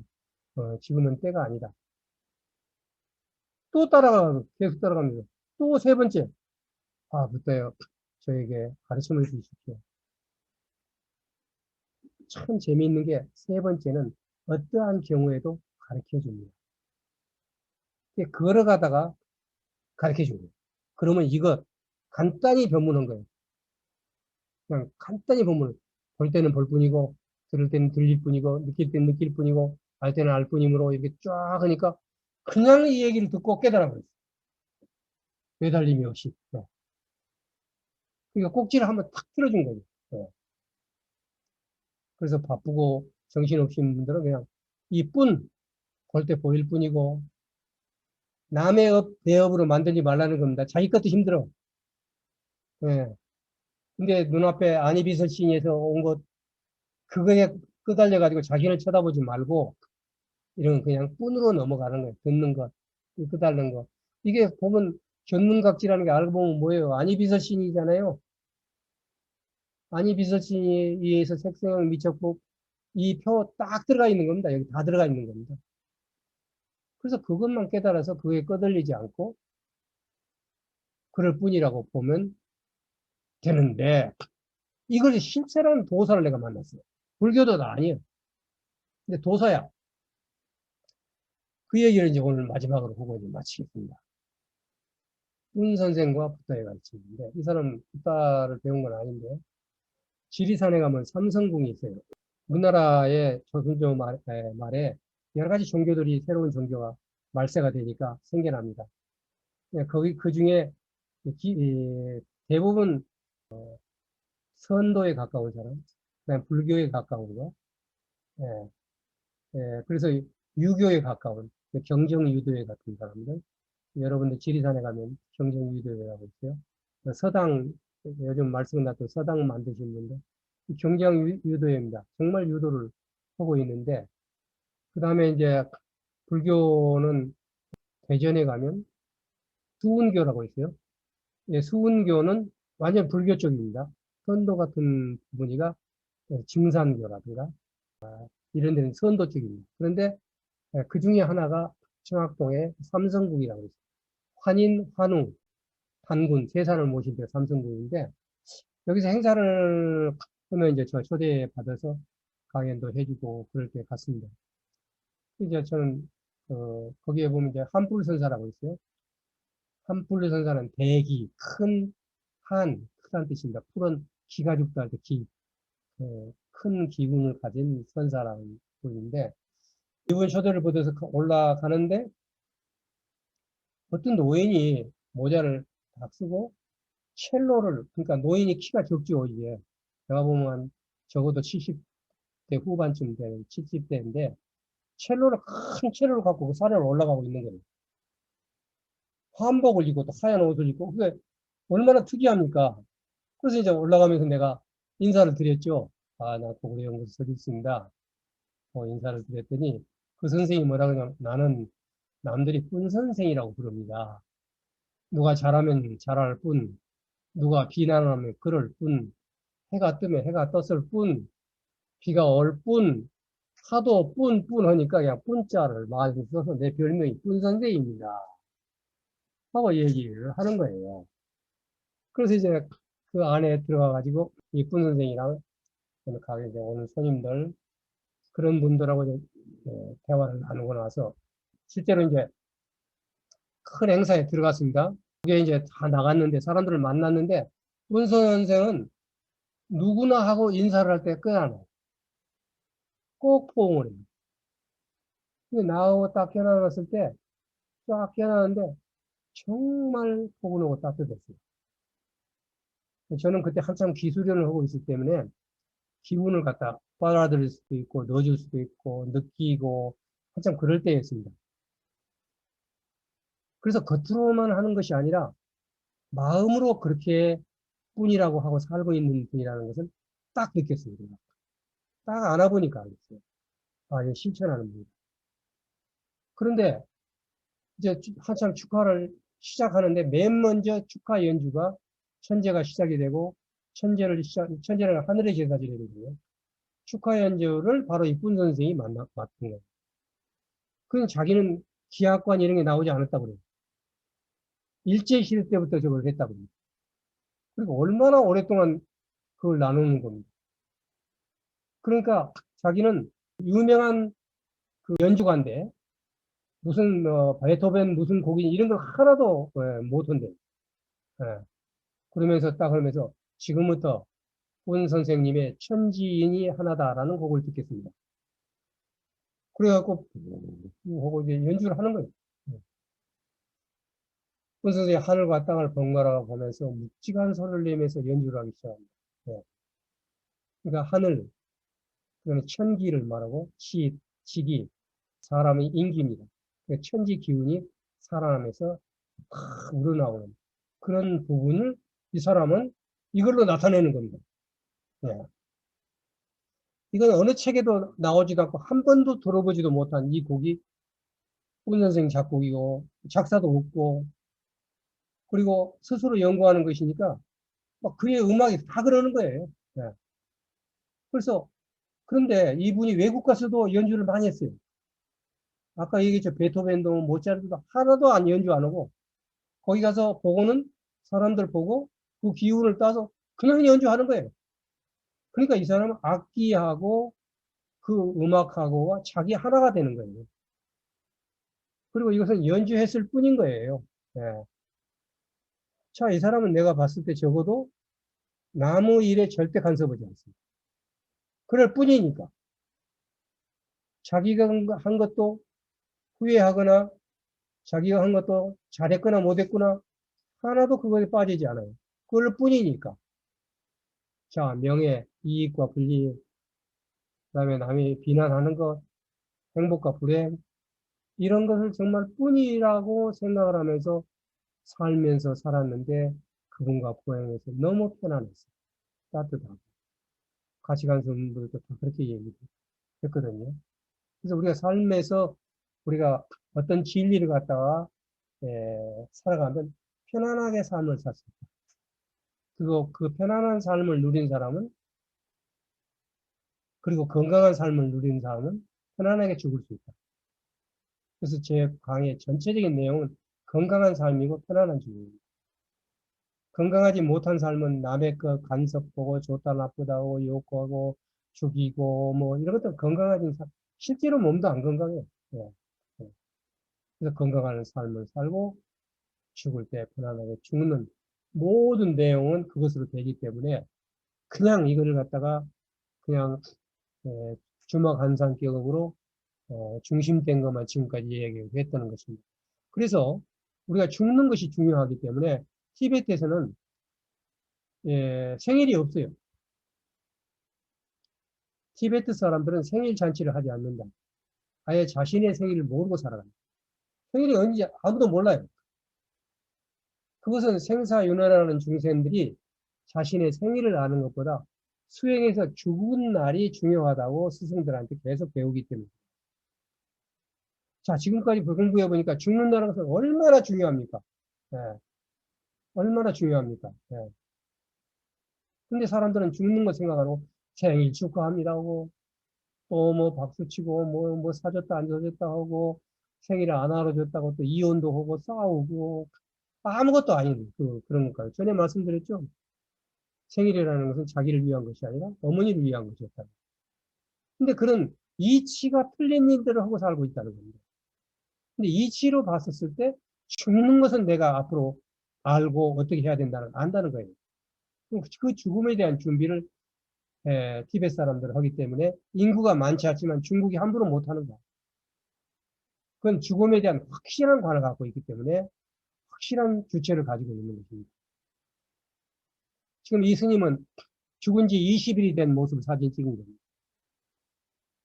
그래서 책 이름도 깨달음으로 가는 올바른 순서인데 결국 죽음에 대한 깨달음이에요. 그래서 참선에 들어가서 죽음에 들어간 상황인데 20일이 돼도 보통 20일이 되면 코가 먼저 썩어가지고 해고를 보면 코 부분이 뻥 빠졌죠. 그렇게 된대요. 하루만 지나면 썩기 시작해요. 그냥 온도가 없어지니까 그래요. 온도가 없어지니까. 차면서. 그런데 살아있는 그대로 모습을 이렇게 유지. 그 죽음에 대해서 사자의 선이 뭐니 티벳에서는 엄청나게 중요하고 책도 나와 있고 그렇게 하고 있습니다. 그 다음에 티베트인들이 지혜 한 가지가 또 있는 것이 뭐냐면 부모가 죽으면 재산은 자식이 물려받지 않아요. 부모가 단연히 절에 보내지기 때문에 재산을 모으는데 크게 마음을 쏟지 않아요.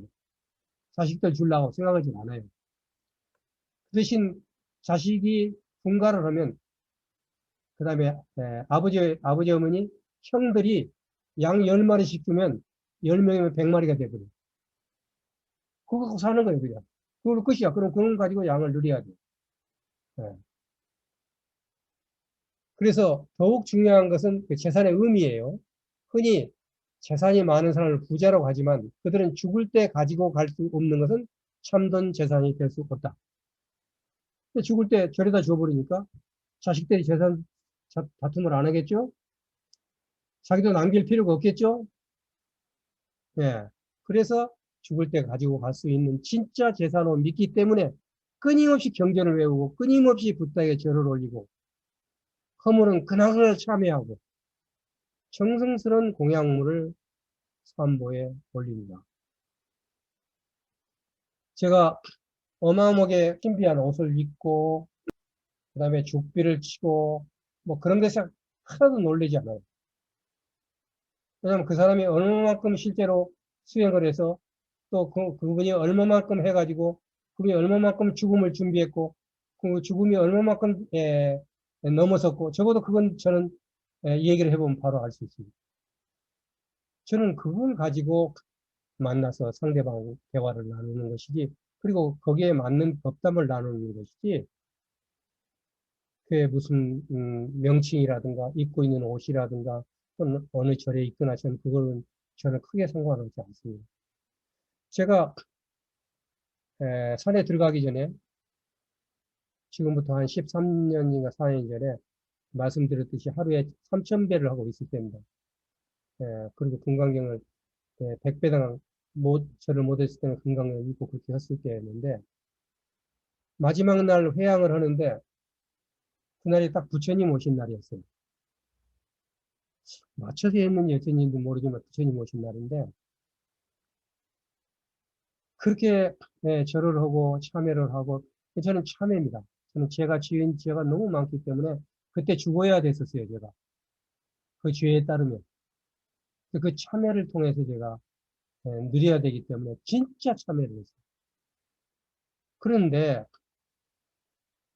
그때 당시 이제 특집으로 방송이 이제 끝나고 나서 특집 방송을 보는데 티베트인들에 관한 프로가 하나, 특집이 하나 쭉 나갔어요. 텔레비에. 근데 그게 뭐냐면 이 사천사에서부터 3,000m가 넘는 나사까지를 이렇게 이 소위 오지에 투지를 하고 쭉 절을 하면서 올라가는 겁니다. 얼마인지 아세요? 2달 동안. 2달 동안 3,000m를 올라갑니다. 근데 거기에 이제 젊은 사람 셋은, 자기가 이제 좋은 데 취직되기를 바라면서, 앞으로 그렇게 하기를 바라는 뜻을 하고, 또 한 사람은 이제 짐을 끌고 가요. 중간에 밥도 끓여 먹고 해야 되니까. 근데 한 사람이 절을 못해. 왜냐면 나이가 많이 들어가지고, 절을 못하는데 자기는 걸어서라도 그 순례길을 가겠다. 그리고 대나무로 된 장대를 짚으면서 가요. 절을 하는데, 그렇게 힘든 거예요. 왜냐면 나이는 들고, 가다가 이제 어떤 의사가 진찰을 하더라고요. 갈 수 있는 게 없는 거. 쓰러지고 막 그러니까. 내가 하더만 당신은 폐병 사기고 이제 마지막 거기 때문에 더 걸어서는 안 된다라고 얘기를 했는데 마지막까지 걸었어요. 마지막 가고 라싸에 가서 포탈라궁을 보고 마지막으로 절을. 근데 그 절하면서 올라가면서 저는 계속해서 참회의 눈물이 나오는 거예요. 계속해서 참회의 눈물이 나오는 거예요. 그 사람들의 것이 내가 되어가지고 계속해서 그 참회 눈물이 나오는 거예요. 내가 절했을 때는 보다도 훨씬 더 큰 참회 눈물이 막 나오는 거예요. 그런데 마지막에 끝나고 나서 이제 인터뷰를 합니다. 다른 사람 인터뷰 뭐, 한 사람은 출가를 합니다. 2사람. 그 취직 잘 되기 한 사람 중에서 2달간 하고 난 출가를 해서 중이래요. 한 사람은 자기가 어디 큰 장사를 하겠다고 이제 장사 잘 되길 바란다. 마지막에 그 도인한테 물었어요. 자, 이제 끝났고, 하는데, 당신의 소원이 뭡니까? 어떤 사람은 출가하겠다, 어떤 사람은 장사를 하겠다 그랬죠? 그러면 정말 노고를 이끌고, 정말 언제 죽을지 모르는 몸을 이끌고, 2달 동안에, 그 순례를 지나가지고 라싸 포탈라궁을 바라보면서 당신은 어떤 수행을 하겠습니까? 그러니까, 이렇게 얘기를 했어요. 저는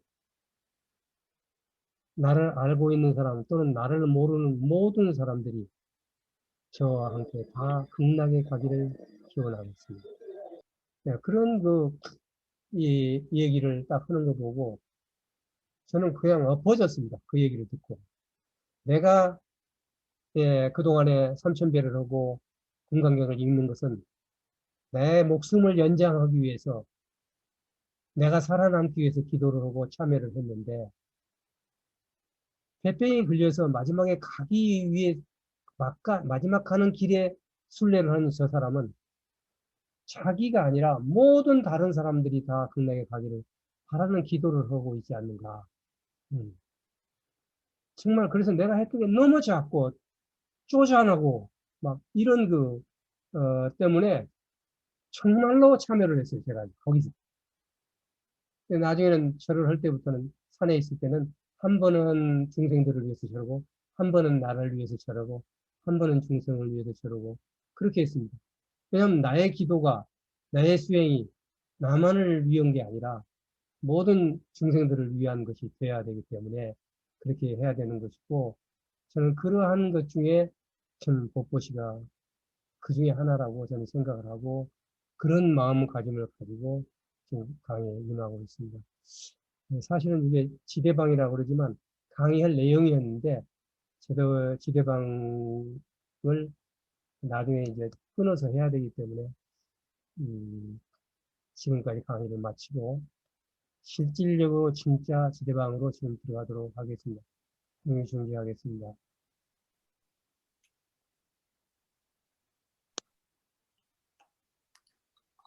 교수님 여기 질문 보셨어요? 예, 잠깐 보겠습니다. 제가. 예. 채팅에 지금 3개, 채팅 보고 하겠습니다. 그래서, 술자리에서 술을 거의 안 마시지만, 곁에 있는 분이 술을 좋아하셔서 다른 사람이 술잔에 술을 따라주는 것을 좋아합니다. 저는 따라주지 않는다고 그랬죠. 원하는 것도 500생 동안에 팔이 없는 걸 받는다고 그랬으니까, 에, 그런 자리가 있을 때마다 술을 따라주면서도 마음은 내키지 않는 저를 보면서도 어쩔 수 없어 술을 따라줍니다. 이 지혜롭게 해결할 방법이 있을까요? 우선 술자리에서 가장 좋은 방법은 뭐냐면 술을 가장 이 세계에서 제일 잘 마신 사람 만난 적 있습니까? 그러면 그럼 몇 통이나 마셨냐 그러겠죠? 그러죠? 이 세상에서 술을 가장 잘 마신 사람은 그 술자리에 있는 모든 사람을 술을 끊게 하는 겁니다. 이 사람이 최고야. 근데 저는 아직 그렇게까지는 저는 아직 거기까지 닿지는 못했습니다. 그때까지 닿지는 못했습니다. 그런데 제가 아까 말했죠. 2시간 동안 술을 주제로 해서 내가 술의 얘기를 했는데 저는 그 중에 끊는 사람이 있다고 봅니다. 저와의 대화를 통해서.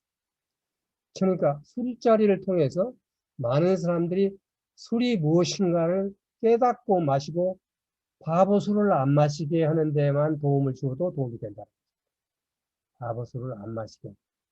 이 바보 술이라고 우리 전라도에는 번판이 술이라고 합니다. 번판이 바보. 그냥 갖다 부었는데 누가 몇 말을 들어 부었냐가 그갖고 1, 2등을 따지는 이 세상에서 가장 어리석은 사람입니다. 네, 그걸 객기 부린다고 합니다. 객이라는 건 손님이 나한테 들어가고 그게 내가 아닙니다. 참다운 나이를 이미 잊어버린 겁니다. 참다운 나를 잃어버린 겁니다. 잊어버리고 잃어버리고 다 한 겁니다. 네. 그래서 여러분들이 갔을 때 그 노하우를 길러야 돼요. 술에 대한 수많은 논리를 가져야 돼요. 네. 그래서 적어도 자기가 술을 권하지 않고도 그 자리를 즐겁게 지낼 수 있는 노하우를 가져야지 됩니다. 그렇지 않고 술을 권하지도 않으면 뭐 싸가지 없다거나 뭐 여러 가지 얘기를 듣겠죠. 거기에서. 그러니까 그것은 자기가 기회하지 내가 여기서 어떤 한 가지 방법을 가르쳐 준다고 해서 그거 안 들을 수도 있잖아요. 예. 그러니까 뭐냐면 술에 대한 분명한 자기 철학을 가질 거예요. 예. 근데 거기에서 심지어는 저는 써먹어요. 이런 거. 술을 한 번 권하고도 500생 동안 그 팔이 없는 업을 받는다. 나는 그 팔이 없는 거 원치 않아. 농담으로 옵니다. 제가 굉장히 스무스하게 그 자리를 넘깁니다. 그렇게 해서, 예, 거기에서 비로소 내가 술을 안 마시고 술을 권하지 않고도 그 사람들과 자리를 같이 가질 수 있고 또 술을 적어도 줄이고, 그거 하는, 또는 술을 안 마시도록 할 수 있는 자리로 만들 수 있는 노하우가 된다. 이렇게 말씀드릴 수 있습니다. 이번 버스 사고처럼 사고로 뜻하지 않게 돌아가신 분들과 일반적으로 돌아가신 분들의 죽음은 어떤 차이가 있습니까? 일반적으로 돌아가신 분들은 자기가 지어온 업에 따라서 그 업에 따라서 육도를 윤회하게 되겠죠. 지옥으로 간 사람도 있고 아니면은 아귀가 되는 사람도 있고 짐승으로 태어나는 사람도 있고 사람으로 태어나는 사람도 있고 아수라가 되는 사람도 있고 하늘나라에 가는 사람도 있고 또 자기가 특별히 수행을 하고 했다 그러면 극락으로 간 사람도 있겠죠. 근데 이렇게 버스처럼 딱 하면 그 버스가 거기에 무너지는 그 순간 깜짝 놀랍니다. 그리고 그 두려움은 말할 수 없이 큽니다. 깜짝 놀랍니다. 그래서 문제는 뭐냐면 저승을 가지를 못해버립니다. 거기에 귀신으로 나와버립니다. 그러니까 다시 말하면 죽었다는 것을 실감을 못하고 거기에 귀신을 낳습니다. 예. 그런 것이 그래서 이제 보통 우리가 천도를 한다는 것은 그 귀신에게 먼저 네가 죽었다는 걸 알리는 겁니다. 깨닫게 하는 겁니다. 그리고 깨달고 나서 어떻게 해야지만 네가 잘 태어날 수 있는가로 해서 다시 좋게 태어나는 것을 천도라고 합니다. 근데 이제 이번 사고 나다가 총에 맞아 죽거나 물에 빠져 죽거나 갑자기 죽으면 그에 놀래가지고 몸 죽었는데 이 영혼이 그 자리에서 귀신으로 남아버려요. 실제로 이제 귀신을 보고 얘기하는 사람들을 보면 거기 그 현장에 가서 찾아내는 경우가 있어요. 자, 이 문제는 제가 영화로 제가 설명을 드릴게요. 요거에 어떤 원리가 식스센스. 식스센스라는 것은 제가 영화 잠깐 얘기를 했었죠. 전번 강의 때. 식스센스 영화들 보셨죠? 한 번 안 보신 분들은 볼 필요가 있는 영화예요. 거기 식스센스에 가서 보면은 그 애가 태어나서부터 귀신을 보기 시작해요. 근데 이제 그 귀신을 본다는 걸 뭐만 보니까 얘는 두려운 거예요. 막 귀신이 나오고 막 이런 게 나오고 누가 자기 억울하다고 막 얘기하고 막 자기한테 얘기하니까 두려운 거예요. 두려운데 어떤 의사가 심리학 의사가 죽어요. 죽었는데 자기가 죽은지를 몰라요. 그러니까 그 집에서 마누라하고 있다가 총을 맞았기 때문에 그 집에 귀신으로 되어 있는 거예요. 근데 그건 내 설명이고 그 영화에는 그게 안 나와요. 굉장히 극적인 반전입니다. 마누라가 섭섭하고 마누라가 다른 남자를 막 사귀고 하는 거예요. 근데 이 사람이 그 애를 갖다가 고쳐주는 걸 했었어요. 돈을 받고. 이 사람 그 애를 계속 고쳐주는 거예요. 어, 자기는 이론적으로 애야 그건 뭐 그런 것은 그 사람한테 좋은 일을 하게 되면은 그 병이 없어진단다 하고 가르쳤단 말이에요. 근데 이제 나중에 어느 날 딱 보는데 너무 이제 심각해요. 막 자기 마누라가 막 다른 남자하고 만나고 그러니까 심각하니까 애가 뭐라고 하냐면 그러면 부인이 잠잘 때 한번 솔직한 얘기를 한번 해보세요. 얘기를 해요. 그 밤에는 약간 사람이 영혼이 귀신도 보고 그럽니다. 그러니까 이제 그 여자가 잠잘 때 가서 얘기를 딱 하니까 그때 자기가 끼고 있던 반지가 여자가 손에 쥐고 있다 똑똑으로 보이는 거예요. 자기는 자기가 끼고 있는지 알았더니 그때야 자기가 죽은지를 알아요. 자기가 죽은지를. 그러니까 그 애는 귀신을 보니까 알고 얘기했던 거예요. 그게. 그러니까 그 영화의 3분의 2 이상 아니면 10분의 9는 전부 모르고 귀신과 귀신들의 대화였던 거예요. 그러다가 그게 자기가 귀신이라는 걸 아는고 귀신을 보는 능력을 가진 어린이라는 것이 알려지는 것이 영화의 마지막이에요. 예. 그러면 이 사람은 왜 귀신이 됐느냐? 굉장히 동양적인 거예요.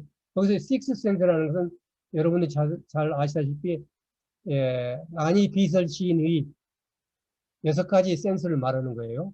식스센스라는 것은. 예. 그래서 거기에서 거기서 자기가 비로소 죽었다는 걸 알으면서 마누라를 떠나요. 영화는 그렇게 끝납니다. 근데 이제 어떻게 죽었냐면 자기 환자 하나 미친놈이 정신과 의사니까 오늘 와서 집에 있는데 총으로 쏴버린 거예요. 와서. 그 죽는 순간 놀래고 당황해서 그냥 귀신이 돼서 거기에 남아 있었던 거죠. 근데 이제 그것을 일깨워 주니까 자기가 도움을 준 그 애가 일깨워 주니까 그 걔는 귀신을 보니까 계속 대화를 했던 거예요. 걔하고는. 근데 그걸 영화를 보면서 모르고 그냥 박수는 쳐요. 왜냐면 그냥 갑자기 이게 바뀌어지니까. 박수는 치지만 자세히 알고 보면 사실은 식스는 그런 얘기다. 그래서 이제 그 귀신으로서 다음 생에 넘어가려면 죽었다는 걸 깨달아야 되는데 그런 사고로 죽은 사람들은 대부분 귀신으로 나왔기 때문에 귀신이 그래서 사고 난 집은 부스러워했던 이유가 옛날에 그 귀신이 나 좀 어떻게 확실한 걸 알려달라고 가족들을 아프게 하고 막 하는 거예요. 예. 그런 것들이 옛날에 우리 샤머니즘에서는 엄청 중요하게 작용했어요. 그래서 교통사고로 죽은 사람은 담을 헐고 시체를 모셔옵니다. 정문으로 안 들어오고, 정문으로 안 들어오고, 담을 헐고 넘어 시체를 가지고 들어와. 그게, 예, 그게 귀신과 전부 관계가 있고, 했던 그런 문제입니다. 그래서 항상 그 죽은 사람 중에 또 죽은 사람이 나오고, 그래서 그 옛날 샤머니즘에는 그 귀신이 끌고 갔다. 아, 그, 그 죽은 귀신이 끌고 갔다는 얘기가 바로 그런 점에서 나오는 것입니다. 티베트, 일본이 밀교인가 했는데 한국도 밀교적 성격이 강한 것을 알았습니다. 군에서 술을 안 마셔서 맞으셨다는데 저도 일종의 맡았다는 08 안 쳐준다고 돌을 많이 맞은 기억이 나네요. 그래서 급식이 남는데 요즘 방송에 불량급식이 이해가 안 되네요. 사실은 그러니까 불량급식이라는 것은 어떤 눈으로 보느냐에 따라서 불량급식이죠. 집에서 어머니가 하는 아버지는 안 먹어도 그것만 먹고 먹던 애들이 가서는 다 불량급식입니다. 저는요, 집에서 또는 자취생활 고등학교 하다가 군대 가니까 너무너무 좋았어요. 더군다나 공군은 육군하고 달랐어요. 띄어먹지 않고 다. 왜냐하면 급양대대가 따로 있었으니까. 그때 육군은 각각 대대별로 자기들이 갔다 오는 대대장 띄어먹고, 특무상사 띄어먹고 뭐 이랬었는데, 우리는 하고, 또 밥이 적다고 그때도 공군은 이제 대학생들이었으니까, 그 밥을 가지고 그때 비행산장을 찾아가갖고 막 난리가 나고 막 그랬어요. 그래서 정말 좋았어요. 반찬도, 그때 당시 제가 무슨 찌개니 이런 것들, 그 다음에 돼지고기를 또 이렇게 덮어서 하는 것보다 뭐라고 합니까? 그런 거 처음 먹어봤습니다. 미안해서. 그러니까 저는 좀 몸은 고달퍼도 나는 그때 막 한참 힘이 있을 때니까 그냥 살만 났었어요. 네. 그러나 그런 것도 지금 애들이 가서 보면 바로 SNS에 올리죠. 그렇기 때문에 그런 부분을 그렇게 보면 앞으로 아마 직업군인으로 바꿔야 되지 않겠는가. 그러기 위해서는 남북 통일되는 게 가장 우선적인 문제지 않나. 그렇게 보고 있습니다. 그래요. 예, 다 됐고, 다른 질문 받겠습니다. 아까 누구죠? 질문 말씀. 아까 누구 뭐 질문 있다고 말씀하신 분 있으시죠? 이제 요 마이크 열고 말씀하세요. 마이크 열고. 아, 여기다 질문을 올렸다는 얘기 모양이죠? 네, 질문이 올려 있었어요. 아, 그거 그러니까 보셨어요? 올려있다는 네, 그런 얘기를. 예. 네, 질문 없으면 여기까지 마치겠습니다. 예. 네, 감사드립니다.